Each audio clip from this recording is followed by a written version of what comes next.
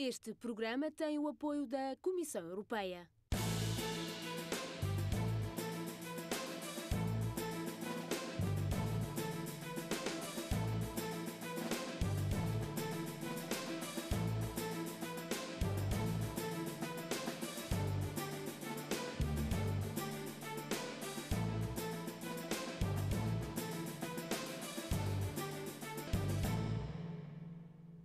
Olá, seja bem-vindo a mais uma edição do Mais Europa Alargamento, o programa que semanalmente lhe dá conta dos grandes temas da vida da União Europeia. Hoje escolhemos um tema especialmente complexo, que de algum modo condensa os vários desafios que hoje a Europa enfrenta, a adesão da Turquia à União Europeia. Questão ainda não resolvida, que a crise europeia tem deixado de lado, mas que permanece e que merece a nossa atenção. Mas veja esta reportagem para lhe recordar alguns dos factos do percurso europeu da Turquia.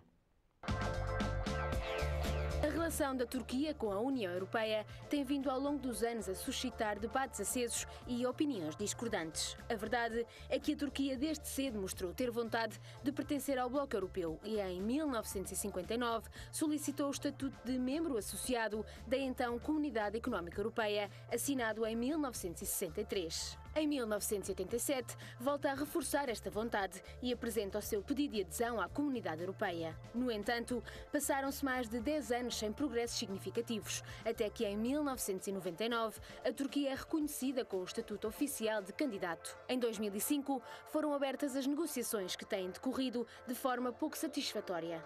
Com a adesão turca, a União Europeia seria beneficiada a vários níveis. Uma das vantagens seria a nível geográfico, devido às fronteiras com a Ásia e o Médio Oriente, e demográfico, graças ao grande crescimento da população turca.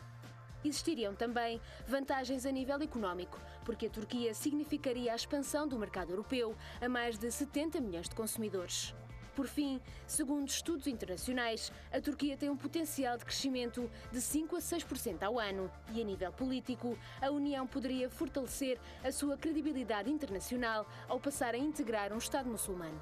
Por seu lado, a Turquia tem usado o objetivo de aderir ao Bloco Europeu como motor para alcançar o progresso económico e social tão pretendido. Em parte, já é iniciado devido às reformas profundas realizadas e ao cumprimento dos critérios de Copenhaga. Mesmo assim, as negociações de adesão têm avançado pouco nos últimos anos. A principal razão invocada pela União Europeia diz respeito ao problema da República de Chipre, membro do Clube Europeu desde 2004, que Ankara não quer reconhecer. A ilha está dividida desde a invasão e ocupação turca de parte da ilha em 1974. A má vontade europeia, muito centrada na Alemanha e na França, deve-se à dimensão do país e ao facto de ser maioritariamente islâmico.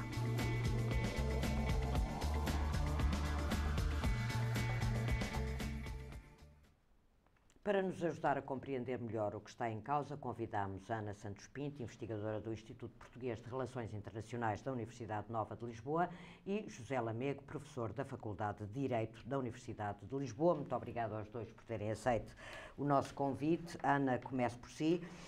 A Europa está longe de resolver o problema da Turquia, aliás, anda muito ocupada com outras coisas.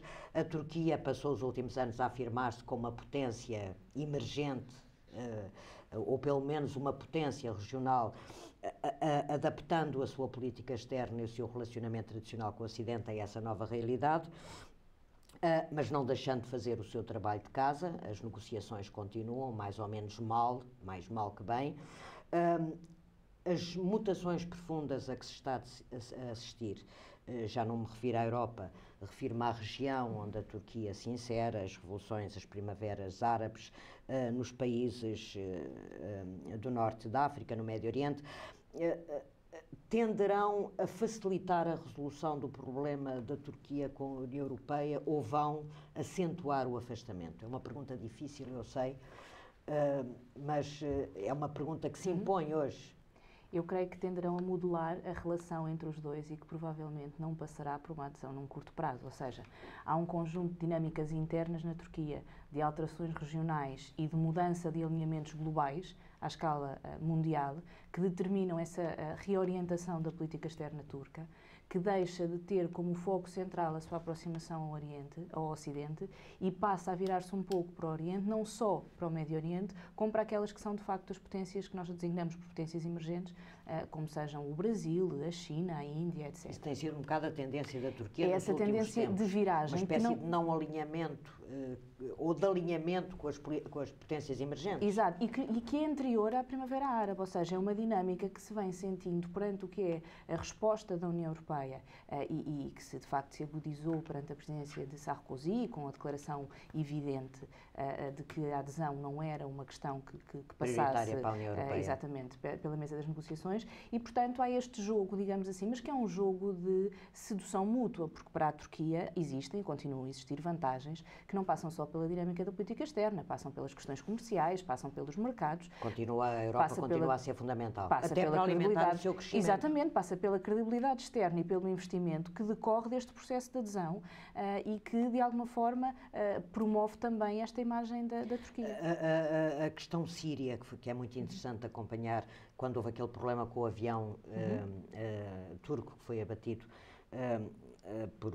alegadamente pelo regime sírio, a primeira reação da Turquia foi apelar a uma reunião da NATO.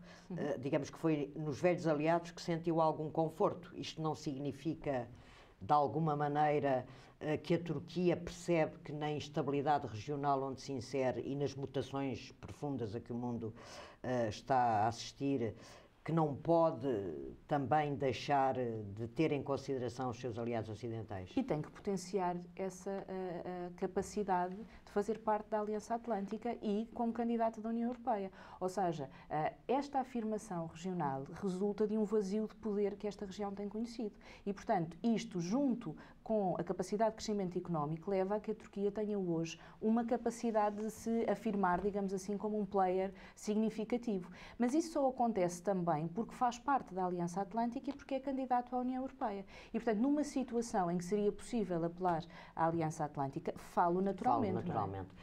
Joga, portanto, com essas duas componentes da sua política externa. Claro. José Lamego, a Europa pode-se dar ao luxo, a Europa dá-se ao luxo de muitas coisas, nomeadamente está mergulhada numa crise que não é capaz de resolver, mas pode dar-se ao luxo de não prestar nenhuma atenção à Turquia ou de limitar a sua relação com a Turquia, como tem limitado nos últimos tempos, aquelas peripécias negociais que são quase um folclore, abrem os dossiês, fecham os dossiês, mas sem qualquer perspectiva política ou estratégica. Pois, isso é uma sequência burocrática. A Turquia é um país importante, sempre foi um país importante em termos geoestratégicos. Depois do fim do Império Otomano, a Turquia evitou misturar-se demasiado nos problemas do Médio Oriente, que sempre foram muitos, e aproximou-se do Ocidente, e tentou-se aproximar do Ocidente. Foi um fator de contenção ocidental e da NATO relativamente ao Bloco Soviético. Foi muito importante nessa medida. E jogou muito essa carta de aproximação ao Ocidente. Estou convencido que depois da desagregação do Bloco Soviético, mas sobre isso não devemos ser tão categóricos, e sobretudo relativamente depois das hesitações da União Europeia e uma certa ruptura com o passado kemalista na Turquia e o aparecimento de novas componentes políticas, a política nomeadamente os islamistas moderados, o atual primeiro-ministro Erdogan, que há de facto, e houve clivagens várias com a elite político-militar kemalista, e esses episódios são conhecidos.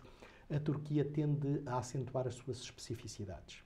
E a Turquia tem uma projeção natural que não é só para a região do Médio Oriente, que é uma região conturbada, mas onde a Turquia vai e está a ser obrigada a desempenhar um papel, mas tem uma projeção que vai para a Ásia Central, portanto todos os países de base turcomana até quase à fronteira com a China. Portanto, a Turquia é um país muito importante, que deve ser considerado como um país muito importante, não só numa perspectiva de ser parceiro negocial com a Europa, é um parceiro estratégico e, repito, as tendências para a acentuação de especificidade vão se reforçar.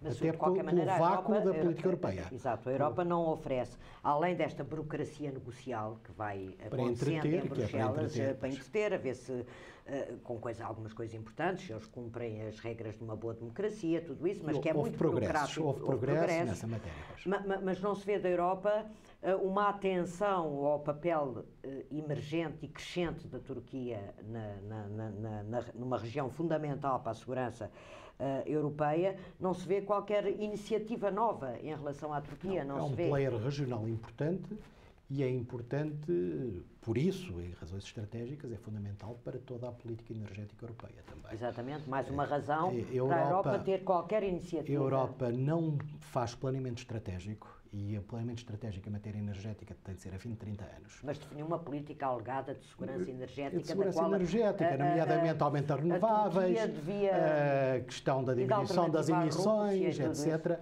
Mas é isso, é toda a projeção para a Ásia Central, para o acesso aos hidrocarbonetos dessa área, Médio Oriente e Ásia Central, o gás, e, portanto, a Turquia será sempre um parceiro importante e vai acentuar o seu protagonismo como potência específica que se vai relacionar com novas potências como a Índia, o Brasil e, portanto, essas potências emergentes.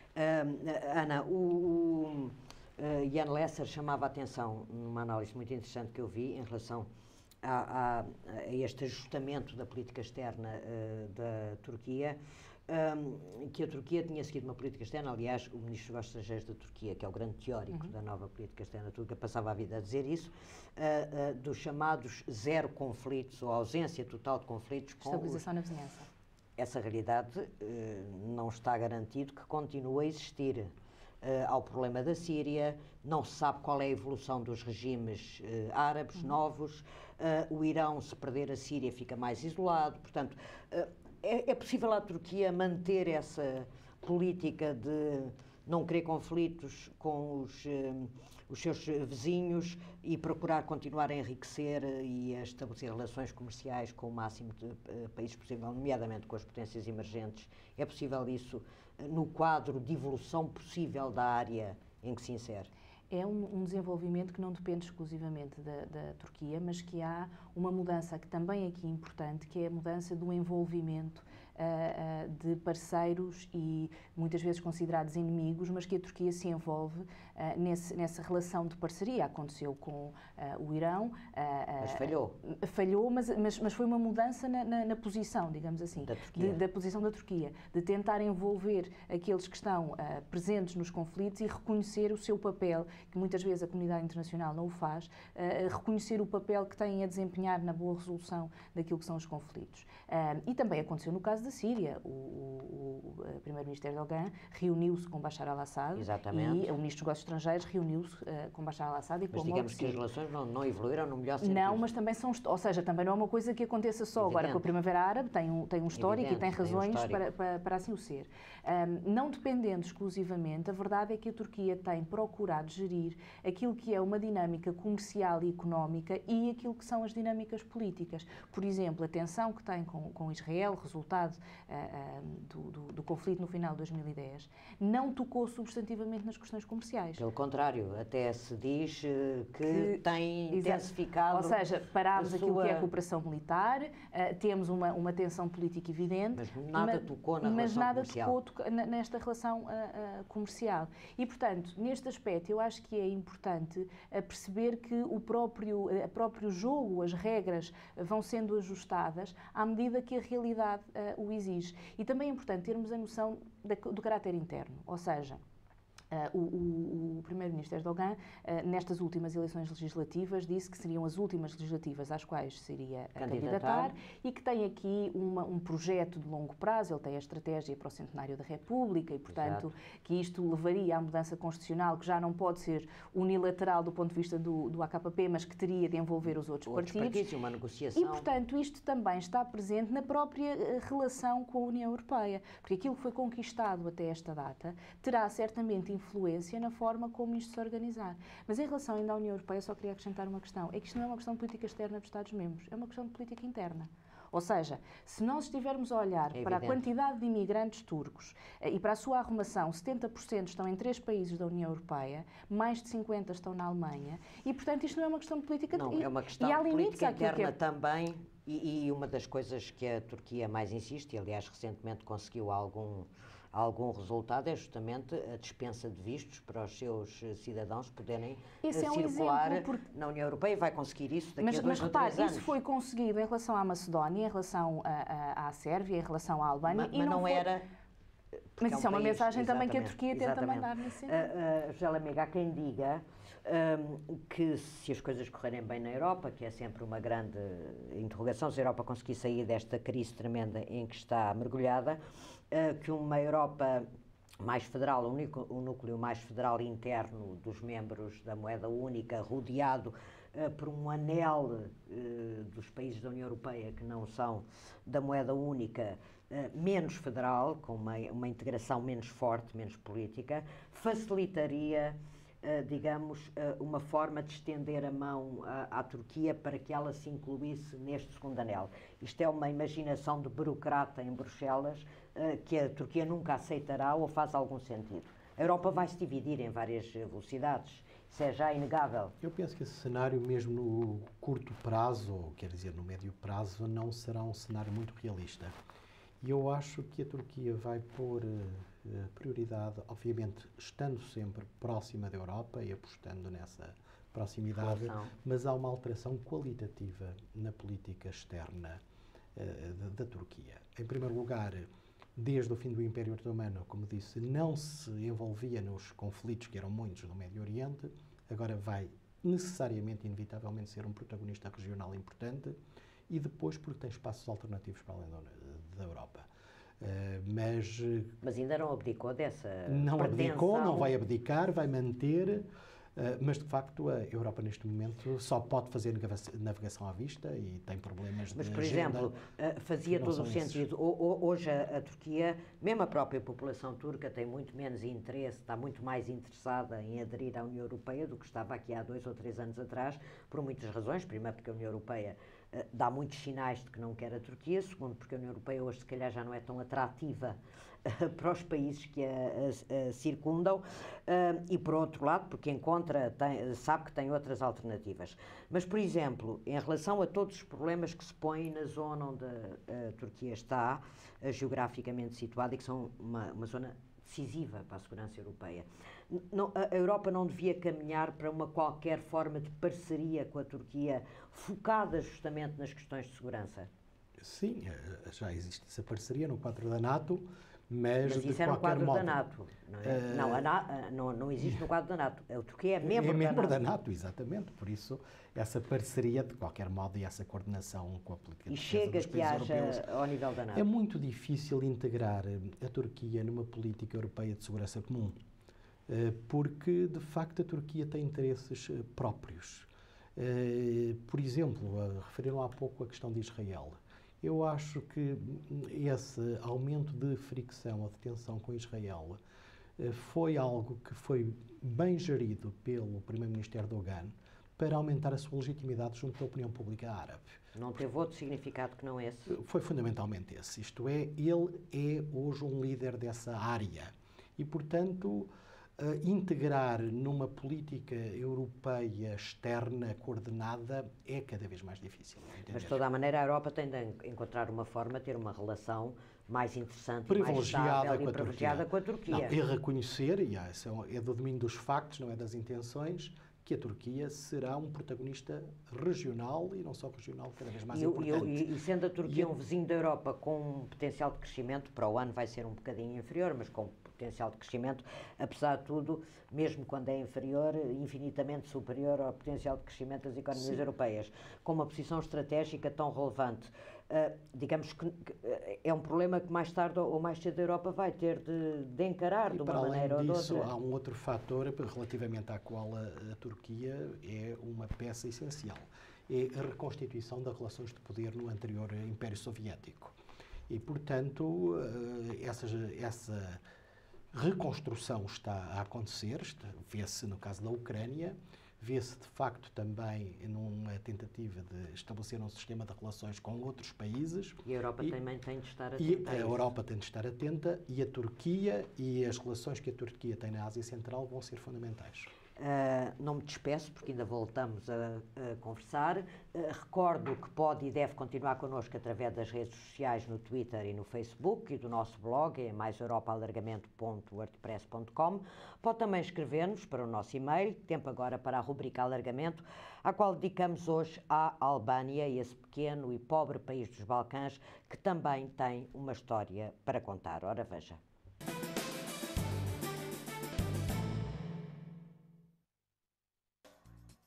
A Albânia conta com mais de 3 milhões e 200 mil habitantes e um PIB per capita de aproximadamente 3 mil euros.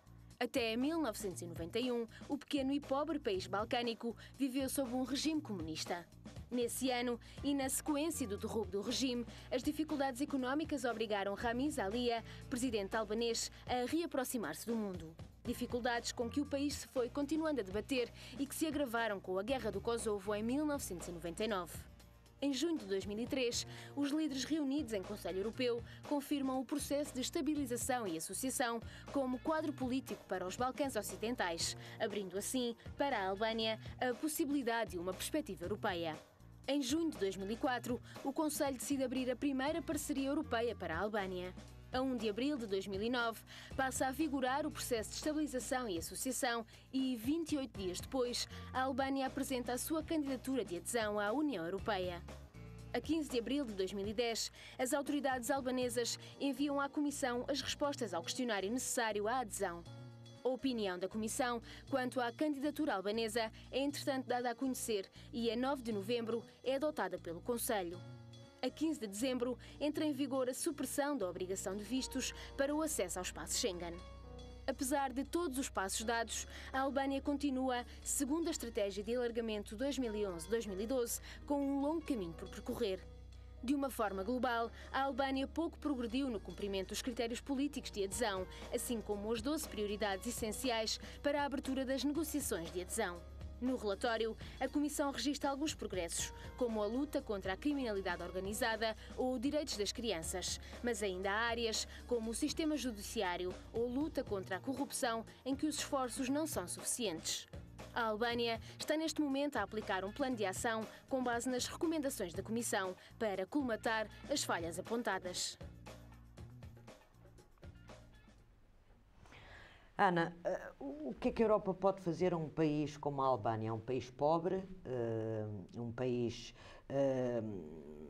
com alguma dificuldade em adaptar-se às próprias condições que a Europa põe aos países que são candidatos ao alargamento. É apesar de tudo, um membro da NATO, tem essa garantia de segurança, mas a Europa continua a ser a única perspectiva que estes países como a Albânia têm.